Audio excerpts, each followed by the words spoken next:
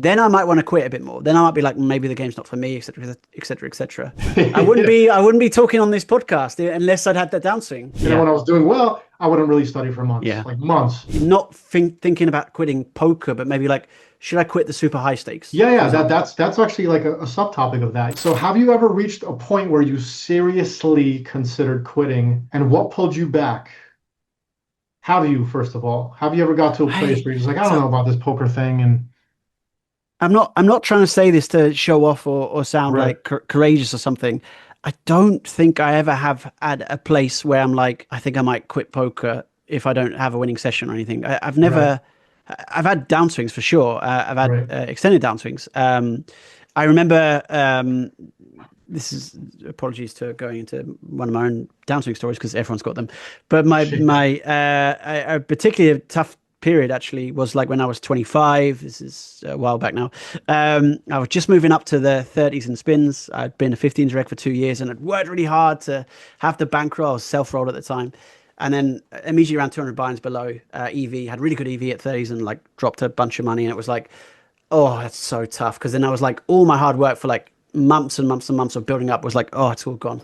And that was really probably, I found that my toughest individual moment because it wasn't just a loss. It was like, oh, it's tough. But I didn't want to quit poker. I just wanted to like figure out how can I make it work? And part of Mhm. the reason that helped me was that because that wasn't like an EV downswing. It would be different, I think, if I just lost a load of EV. Mm. Then I might want to quit a bit more. Then I might be like, maybe the game's not for me, etc., etc., etc. Yeah, unfortunately, I have to say, like, it isn't the case that I've Okay, so ever what did wanted you to do? quit What did you do poker. in that moment? Did you move down in stakes? Did you just grind through it? Moved down stakes. I was very strict on my bankroll management. Moved down stakes to actually, I would say 3 months after, maybe a month after, actually. Part of me thinking, I was like, well, I had really good EV, and I was like, it's really annoying to have to not play these games. I'm going to look for staking, and that was the reason I got into staking. Funny enough, Nice.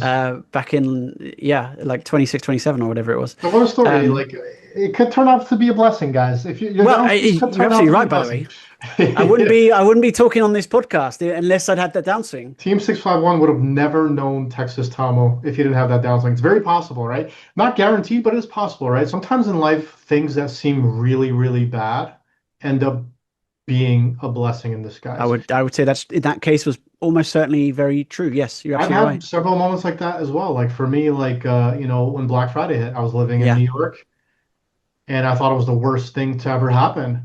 And then if I never moved to Canada, Team 651 never becomes a thing. I never meet Jason. I don't know Texas Tomo Guns. I like none of this comes to fruition, right? So it was making that decision to move out of the country when I was like 20 or 21 years old, in seemingly a moment where I thought it was like the worst thing ever. I was like, I'm making good money playing online poker. I'm living in New York, my friends and family. All of a sudden, this shit happens, and my whole life turns upside down, and I'm just like, I can't play poker for a living anymore. I'm like, I don't know what I'm gonna do. So at yeah. that time, I was like a huge player, right? So sometimes, sometimes downswings are the propeller to really making you more efficient, maybe, or more even like I don't know the word to use, but like in my career, when I went on a lot of downswings, I remember there was one particular downswing that I went on that was harder than anything else.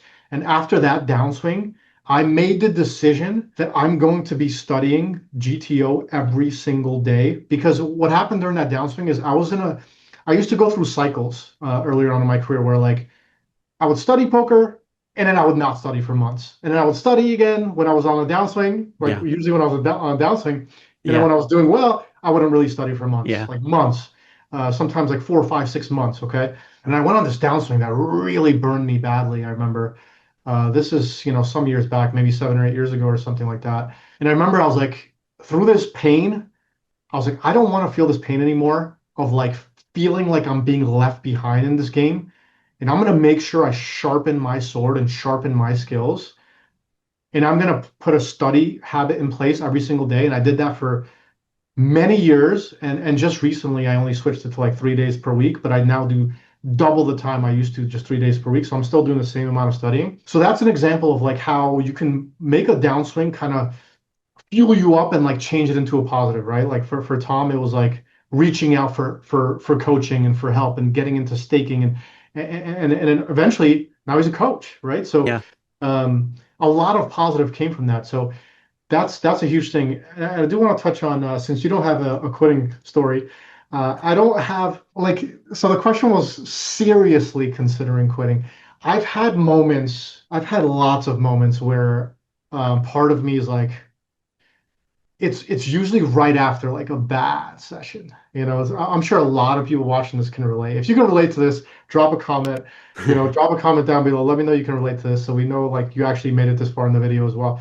Sometimes when you have like a really really bad session, especially like if you're playing like at the higher end of the stakes that you usually play, like for me, I've always kind of like fluctuated. Like I've played high stakes basically my whole life, but there's high stakes and then there's like super high stakes. Yeah. And when things go bad, sometimes when there's like a good game running at super high stakes and things go poorly, it's just like you're just like it's like you went on the bottom 1% run at the top 1% of like Yeah. the Yeah. stakes you played. You're like, why did this combination Yeah. happen? It's such a bad feeling. And like in those moments, you're just like, at least for me, I'm just like, is this even worth it for me to kind of feel the amount of emotional pain that comes along with this kind of situation for me to even be playing these games? That's a really good Like, question. How yeah, do you how did you answer that question? Because I think that like maybe that's the difference is like not thinking about quitting poker, but maybe like should I quit the super high stakes, yeah, for yeah. example?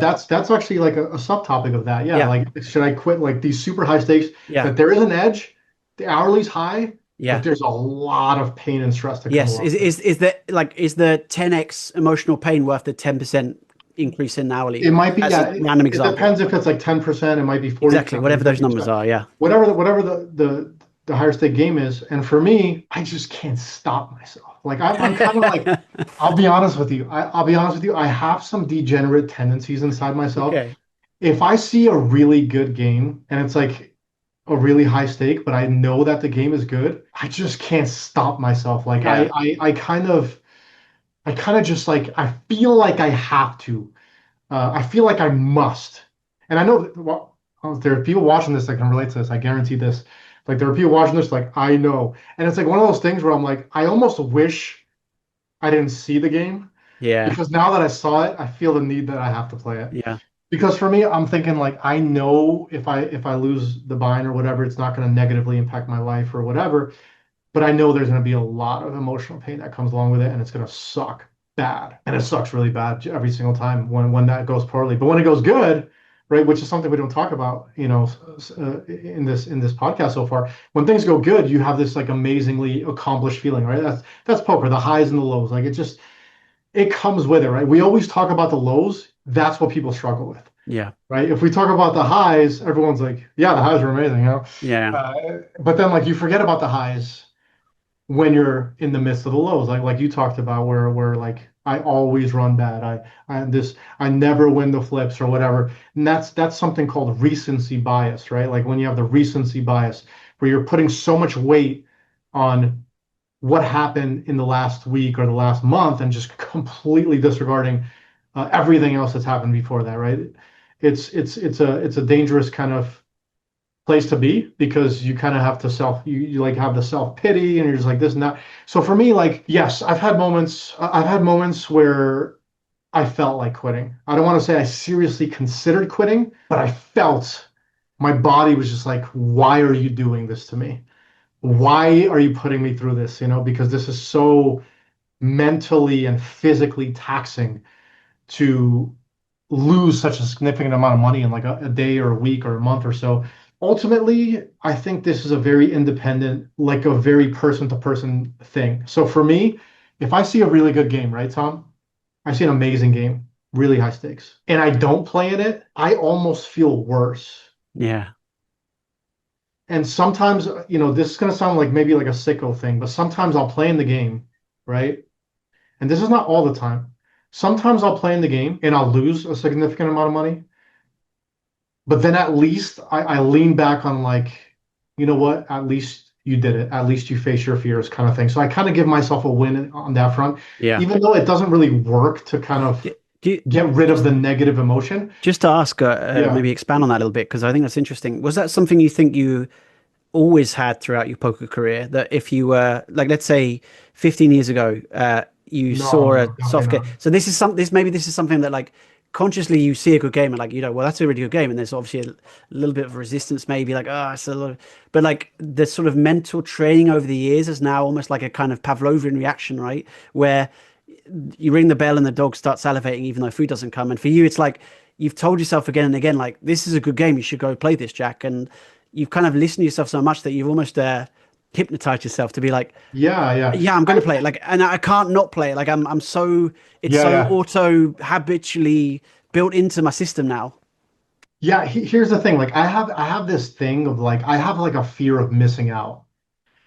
So if I see some kind of action and I'm like, Yeah. I think this is a good game, if I were to watch the game and I watched the fish like torch off like 20, $30,000 to like these other few regs and I didn't join that game, Yeah. I would I can't guarantee it, but I feel like I might feel worse Yeah. not joining the game than like joining the game and taking my swing at it and then potentially losing. Both of them feel bad. It's the lesser of two evils for me. Yes. Yeah. Yeah. It's a lose-lose situation. But it's funny Like, because we know though that like actually the way that you're expressing it in terms of the emotional state is actually very logical, right? It's like if we were to look this in the kind of emotionalist, cold, analytical way, yes, it's that's the like way I'm you approaching should, it. yeah. And Yes. that's it's interesting is that your emotions have now caught up, if you like, to the kind of analytical way quite well there. Like you obviously express like frustration about losing, but it's like I'd feel worse if I didn't join those games, which is Yeah. kind of the correct way to.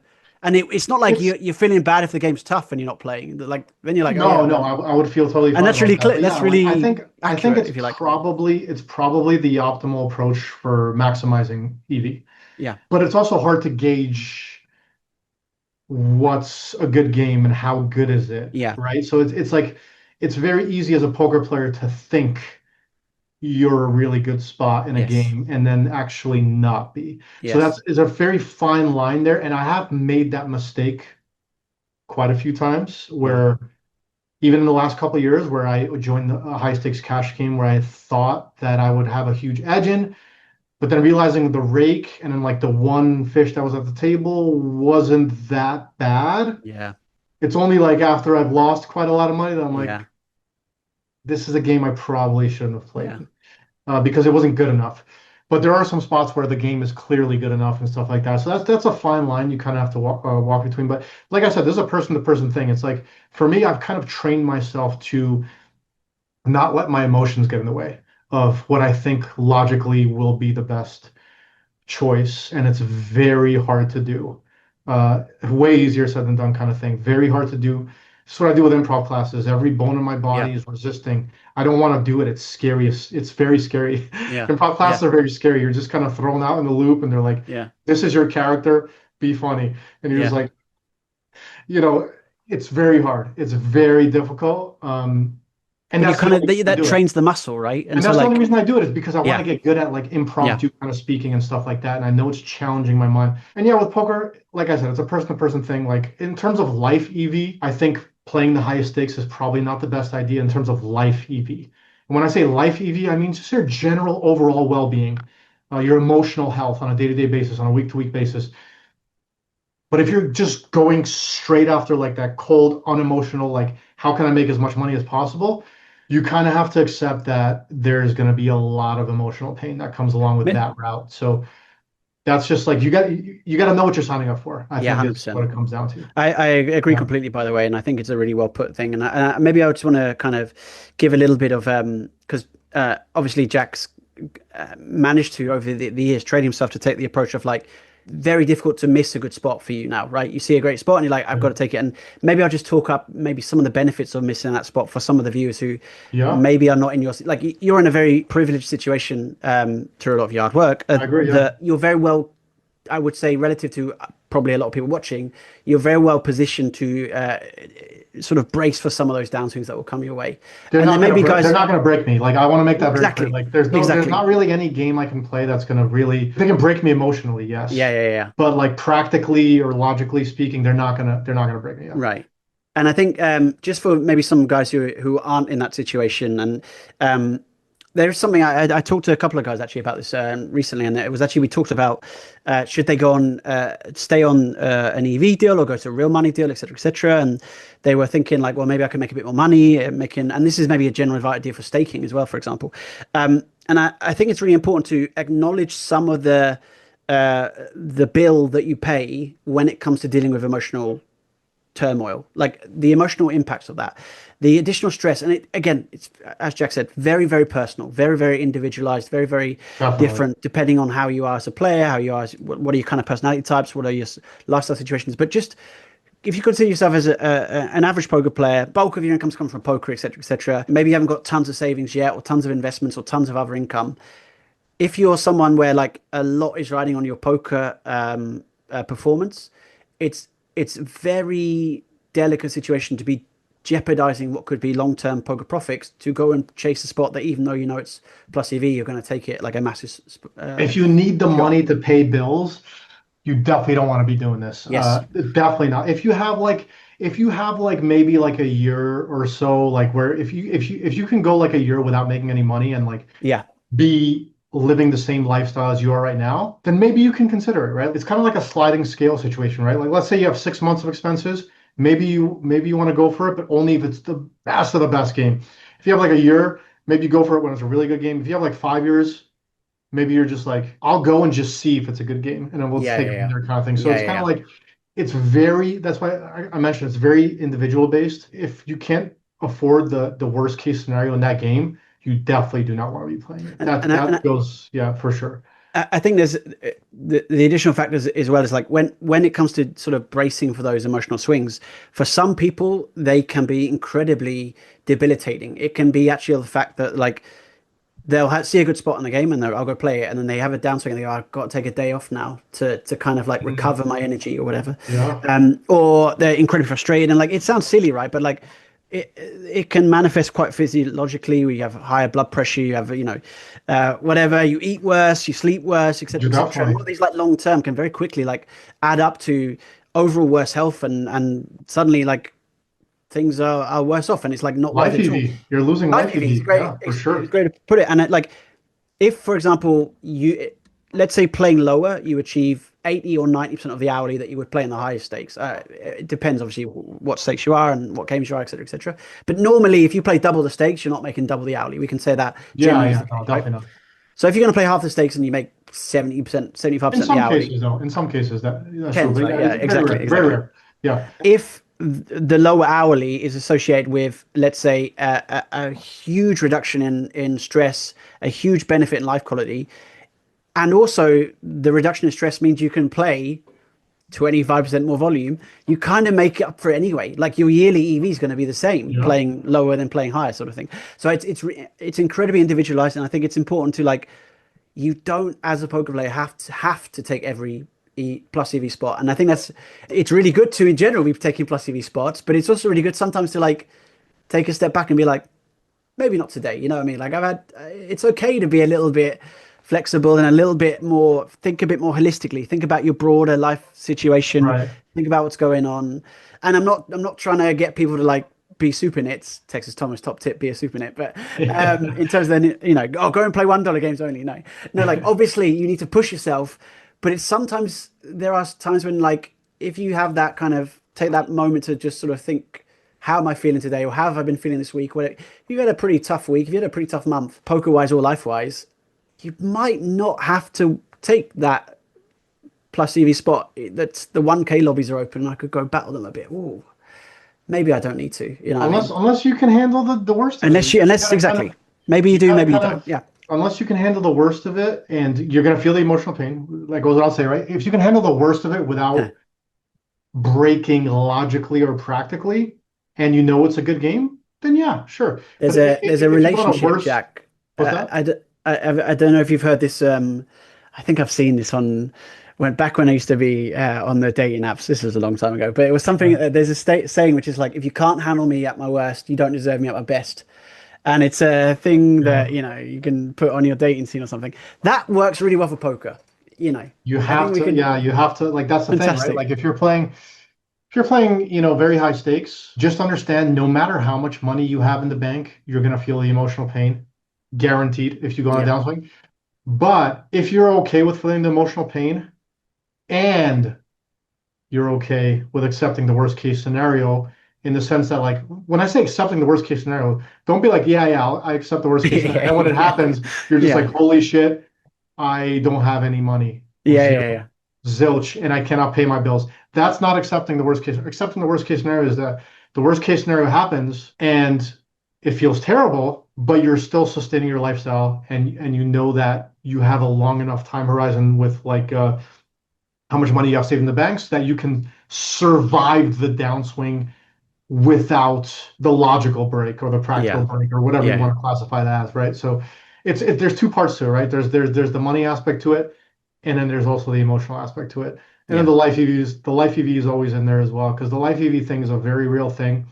I've had nights where I've went on a really bad downswing and I get to sleep way later than I want to because I played in good games that lasted way too long, and then it ruins my whole week. yeah. To be honest with you, like it just kind of destroys you And your emotionally, relationships and all the things, physically, right? Yeah, everything kind of everything goes poorly, and yeah. it's not good. It's not good. So whoever's watching this, I hope you guys took some value from this. And Tom, any last words or No, I mean, just if you're currently on a downswing, I would say be easy with yourself.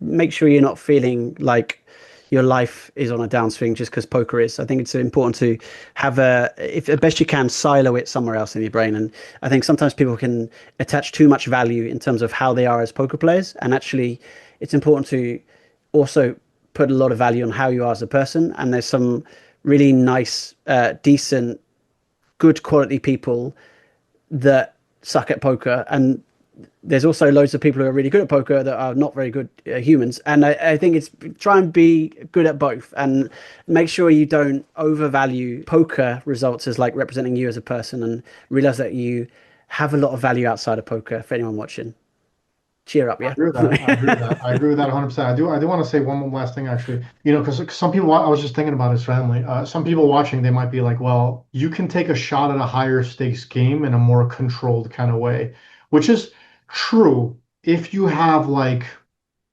very strong self-managing and self-discipline skills. So one example of that would be like, let's just say, Tom, somebody's playing $50 spinning goes and they're like, I want to move up to hundreds because my chip fee is really good, but I can't really afford to lose much money at all. And maybe this particular person says, okay, I'm going to go up to 100s. If I lose $2,000 in EV, I'm moving myself down immediately. Hmm. So it's like you're taking like a very calculated, controlled kind of risk in a sense, right? So that's a thing as well. We won't get too deep into that because that's like a whole like we're opening a whole nother can of worms with something like that. But like you can do that where you're just like, oh, I see a really good game.